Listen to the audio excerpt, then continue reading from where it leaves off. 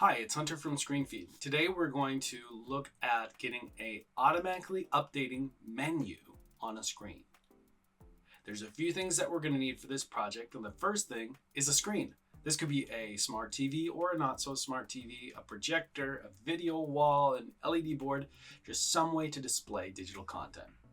The second thing that we'll need is a player. It can be a standalone box like this one, or an app, some sort of software that runs on your device that you already have. So for example, an app that runs on a smart TV. Most of these players require some sort of software or come hand in hand with a software called a content management system.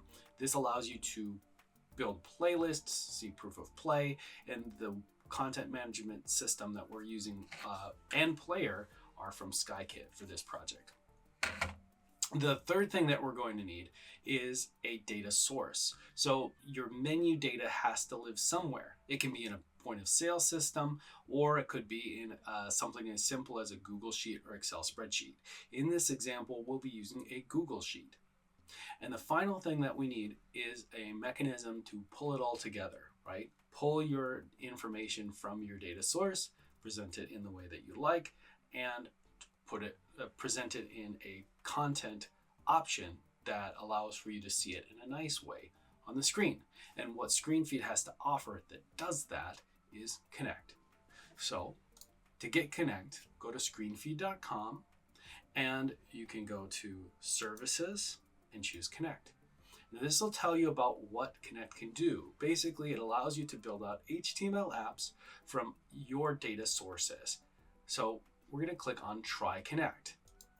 This allows you to set up a free preview version of Connect. It launches you right into it. You may have to set up an account, but you do not have to buy this to try Connect. There is a requirement to purchase a subscription to publish it to the screen. So here's Connect. What Connect allows you to do is, once again, create an app. And you can do this with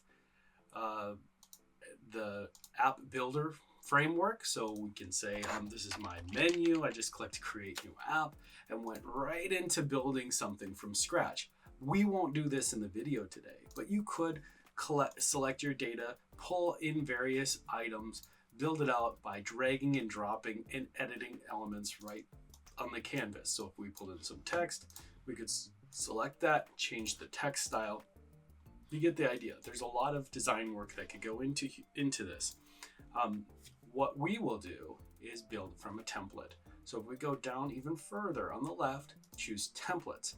And there's some nice categories here. So let's choose menu boards. All of these templates are great examples and are completely configurable. So I have a landscape screen here, and I'm going to choose, instead of a vertical menu, a landscape menu to match that screen. So let's choose menu board 3 column here, and we'll create an app from that template. When you create an app from a template, you have various items that you can adjust. Now, the first thing that I want to tell you about in here is called a repeater. And what this does is it takes your menu items that would be on in line. So if we take a look, I've got each item and price right here. And if I just add a grid in, a little border, you can see each one of these items is inside a cell, a box. This takes one single design and repeats it with the new data from a spreadsheet, from a POS system over a certain grid. So in this case, it's 5 rows and 1 column. I could expand this to be 2 columns. So what we're going to do first is we'll do a little design customization. So I'm going to select the background, we're going to unlock it, and we're just going to change the color to gray. That sounds good. Next, we're going to grab the text, and that doesn't stand out anymore. So let's switch that to this light blue that really pops. And I'm doing this so it can fit my identity. Now I can go in and completely change the text style, the colors, the size, and make it my own. But we're just gonna do some basic stuff here so you can get the idea. I can add my own logo. I can upload a logo. You can say upload my device. Let's grab my cafe logo, and we'll upload that. It places it on the canvas here, or I can go and with me drag that photo in and drop it over another photo to replace. So here I've got now my custom menu. It's got my identity colors, it's got my logo, but it doesn't have the data. So if I take a look up at the top, I've got a Google Sheet. Now this has some of my coffee options here. And what I'll do is in my Connect app,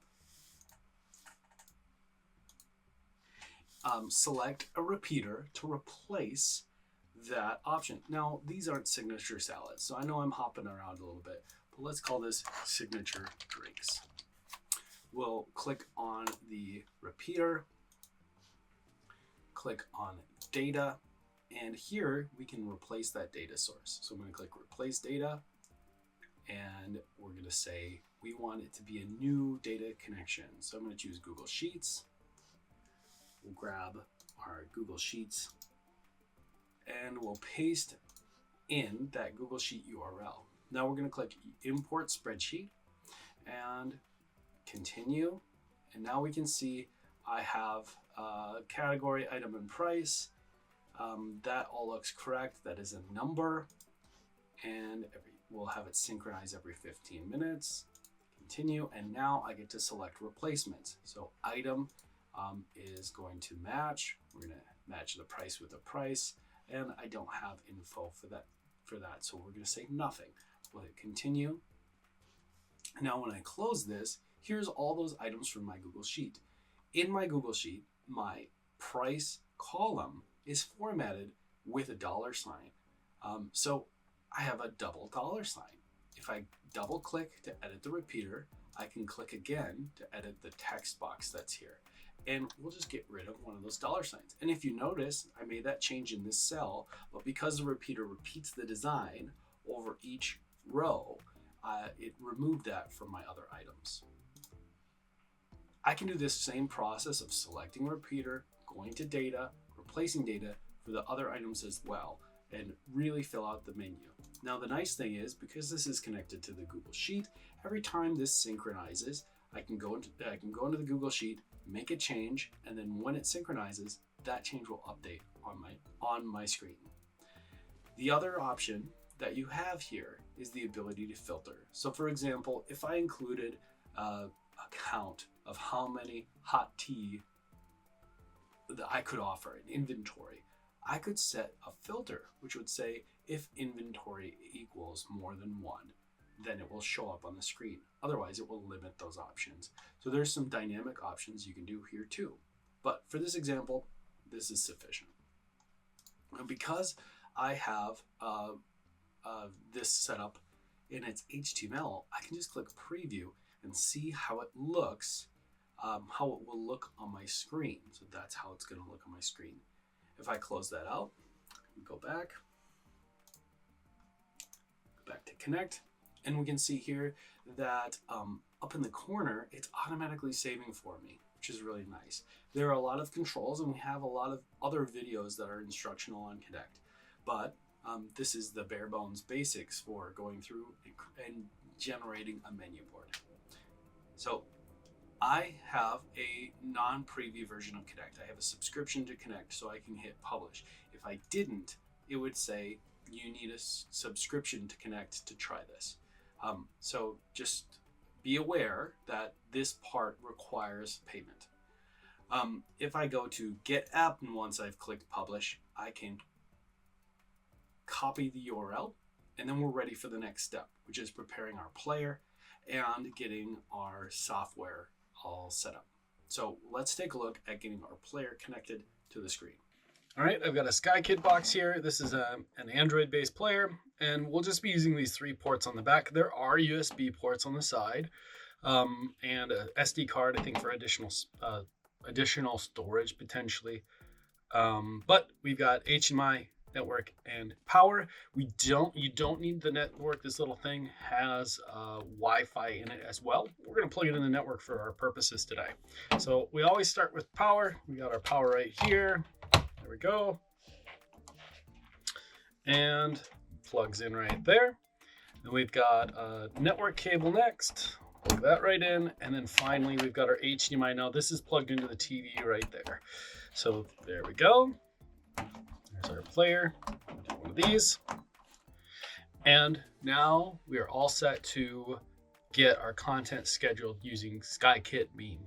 Once your player turns on, it may ask for wireless network information if you don't have it plugged in to a network like I did.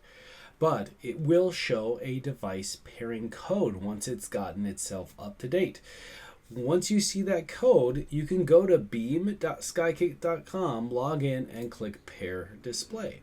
Here you can enter that pairing code and click Pair Display, and your display will be listed here. You can click in and make changes to, for example, the name of the player so that you can know which player is which if you have multiples. All right, so that's how Skykit's plugged in and set up. Now you can use this as a wired or not wired version, and once it's there, it should be available for you in Skykit's control software, which is Skykit Beam. In this example, we're just going to push one piece of content. So I'm going to go to content. And if you recall, when we were over at Connect, we had copied the URL. So we can go right into Skykit Beam and click the plus content button here. And from here, under URL, we'll choose Web View. We'll paste in that URL. And when we click Create, it will create a media item in the library that we can then push to the screen. You can also use this same media item, or multiples of them, in a playlist that gets pushed to the screen too, where you can set up timing. So you'd show the menu board for 30 seconds, maybe show the weather for 10. There's a lot of options there. So now I've got my menu board right here. And if I select it, I can actually go and rename it. So we're going to call this menu board, or cafe menu board. But there's my cafe menu board. I'm going to click publish and let those, so that I have that name as available to me when I push this content to the player. So now I'm going to go down to displays, and I see my landscape player is online. I'm going to select that player. That's the one behind me. I'm going to click change and select my cafe menu board. So now it's going to push that content. You can see the screen just kind of went blank. Now it's playing my menu board. So it's a pretty quick process for it to be up and running. So there we go. Menu boards on a screen. If you're interested in Skykit, it's skykit.com. They have some really full-featured software and some decent hardware for you to run digital signage. Once again, this is one of many different digital signage providers that allow you to take your content from Screenfeed and put it on a screen. If you like this video, we'll have other videos coming out that go from start to finish for projects. And thank you for watching. I'm Hunter again from Screenfeed, and see you next time.